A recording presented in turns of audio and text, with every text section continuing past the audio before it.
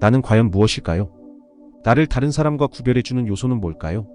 사람들은 내 인격이나 성격이 나를 타인과 구분시켜주고 나라는 존재를 결정해주는 가장 중요한 요소라고 생각합니다.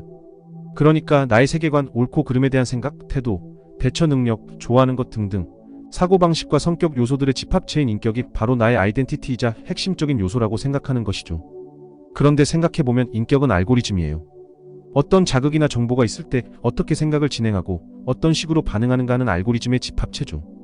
예를 들어 다른 사람에게 비난을 받을 때 어떤 사람은 화를 내고 어떤 사람은 자신의 개선에 초점을 맞추기도 하고 또 어떤 사람은 그 상황을 피합니다. 이런 알고리즘은 살면서 경험 혹은 유전적 영향으로 인해 자극이나 정보에 특정한 방식으로 반응하도록 뇌의 프로그램처럼 각인된 것인데요. 이렇게 서로 다르게 형성된 알고리즘이 바로 인격 혹은 성격인 겁니다. 이러한 알고리즘의 차이가 나를 타인과 확연히 구분이 되게 만드는 요소죠.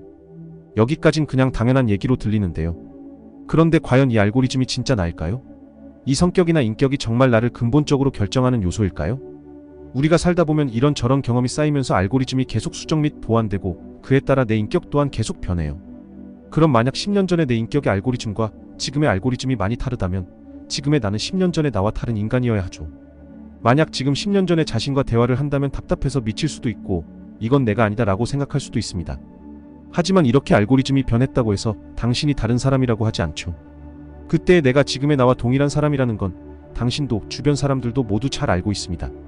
인격이나 성격이 그 사람을 규정하는 핵심 요소라고 한다면 나라는 존재가 계속 변동한다는 걸 인정해야만 하고 그걸 인정하는 순간 과거의 나와 지금의 내가 다른 사람이라는 걸 인정해야 하는데 실제로는 동일한 인간으로 인식한다는 것이죠.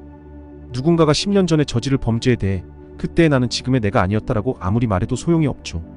그러면 사람들은 이제 생각을 조금 수정합니다. 나를 규정하는 건 나의 인격뿐 아니라 나의 신체까지 포함한다고요. 그러니까 시간의 흐름에 따라 인격이 계속 변함에도 불구하고 그 사람을 동일한 사람이라고 생각하는 건 그 사람의 인격이 지속적으로 동일한 몸에 들어있었기 때문이라고 생각하는 거죠. 그런데 이것도 좀 이상합니다. 왜냐하면 사람들은 몸이 달라져도 내 정신만 온전하다면 나로 인식하니까 말이죠. 만약 영화에서처럼 당신의 뇌나 정신을 다른 사람의 신체에 이식했을 때 당신이나 주변 사람들은 당신을 다른 사람이라고 하지 않죠. 그냥 당신이 신체만 바꿨다고 인식하잖아요. 그럼 이 말은 우리의 존재를 규정할 때 그 핵심 요소의 신체는 포함이 안 된다는 얘기인 거죠. 몸은 그저 부수적인 요소 정도로 인식되죠. 더군다나 우리의 몸 역시 동일한 몸이 아니죠. 나를 이루는 원자들은 끊임없이 외부의 원자들과 만나면서 새로운 원자가 들어오고 기존의 원자들은 빠져나가면서 10년 후에는 다른 원자들로 모두 치환됩니다.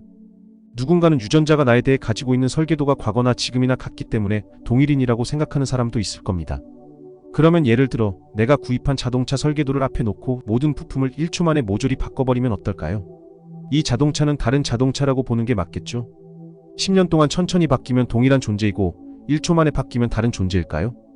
그럼에도 당신이 여전히 내 성격, 내 사고방식, 내 얼굴, 내 몸 같은 것들이 진짜 나라고 생각할 수 있습니다. 당신은 나답다라는 말을 좋아할 수도 있어요. 하지만 당신이 어떤 사고를 당해 몸과 뇌를 다치면 성격, 사고방식, 얼굴, 몸이 다 달라질 수 있습니다. 혹은 지금 당신이 70세 노인인데 당신의 정신을 20대의 젊은 사람의 몸에 넣는다면 당신의 몸의 변화로 인해 성격과 세계관이 크게 달라질 수 있어요. 그렇게 다 바뀌었다 해도 당신은 여전히 스스로를 같은 존재로 생각하죠. 즉 성격, 사고방식뿐만 아니라 얼굴, 몸 같은 것들도 당신 존재의 핵심 요소가 아니라는 뜻입니다. 이런 것들은 당신을 규정짓는 요소들 중 하나이지만 그건 당신이 걸치고 있는 액세서리와 다를 바가 없어요. 우리들이 지금 찾는 건 아무리 다른 것들이 바뀌어도 변하지 않고 나라고 규정할 수 있는 핵심 요소입니다. 10년 전의 나와 지금의 나는 인격과 육체 모두 다른 존재라는 게 팩트예요. 그럼에도 불구하고 내가 예전의 나를 현재의 나와 동일인으로 생각하는 데는 분명히 이유가 있을 겁니다. 단순히 기억의 힘 때문만은 아니죠. 결국은 모든 소프트웨어와 하드웨어가 완전히 달라졌어도 여전히 달라지지 않은 한 가지가 있기 때문이죠. 그건 바로 나를 인식하는 자의식입니다. 네. 지금 바로 스스로에 대해 생각하고 있는 당신 말입니다. 이 자의식은 자신을 바라보고 살피는 의식행위인데요. 이러한 행위에는 주체가 있어야 합니다. 그리고 이렇게 인식하는 주체는 반드시 어떤 독립적인 존재여야만 하죠. 바로 그 존재가 진짜 나라고 생각하는 건데요. 그 존재의 생생함은 절대 부정할 수가 없죠. 여러분 잘 생각해보세요. 어렸을 때부터 혼자서 나 자신에 대해 인식하고 생각했던 바로 그 존재는 여전히 변하지 않고 아직도 그대로라고 느끼지 않나요? 이건 인격과 같은 알고리즘과는 구별됩니다.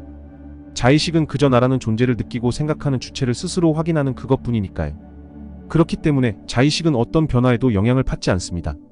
아무리 인격이 바뀌고 육체가 바뀌어도 절대로 변하지 않는 존재인 거죠. 그런데 이 핵심 요소라는 자의식에는 문제가 하나 있습니다. 도대체 다른 사람들과 구분이 안 된다는 거예요. 왜냐하면 이 자의식은 단지 나를 바라보고 살피는 의식행위인데요. 이렇게 생각하는 행위는 모든 사람이 하는 것이고 딱히 타인과 내가 구분이 되지 않습니다. 결국 여기서 우리는 모든 인간의 핵심은 동일하다는 결론에 이르게 됩니다. 이건 마치 모든 물이 담기는 용기에 따라 달라 보일 뿐 실제 원소 성분은 다 똑같은 것과 마찬가지입니다. 물질을 물리적으로 해체하고 해체하면 결국엔 더 이상 쪼개지지 않는 원자만 남는 것처럼 인간의 존재를 개념적으로 해체하면 결국 자의식만 남죠. 자의식은 더 이상 분리되지 않고 모든 인간에게 동일하게 존재합니다. 그래서 백인이든 흑인이든 여자든 남자든 어른이든 아이든 교황이든 살인범이든 모두 똑같다는 거죠. 이 자의식을 인식하는 주체를 우리 존재의 코어라고 부를 수 있을 겁니다. 단지 이 코어 위에 육체가 덮여있고 유전자가 붙여지고 인격이라는 알고리즘이 새겨지고 말투가 생기고 옷이 입혀지는 겁니다. 여러분, 이 부분이 우리가 나라는 존재에 대해 이해해야만 하는 첫 번째 중요한 요소입니다. 그런데 이게 타인과 전혀 구분이 되지 않는다면 나의 핵심적인 요소가 맞을까요? 다음 편에서 계속 이어집니다. 감사합니다.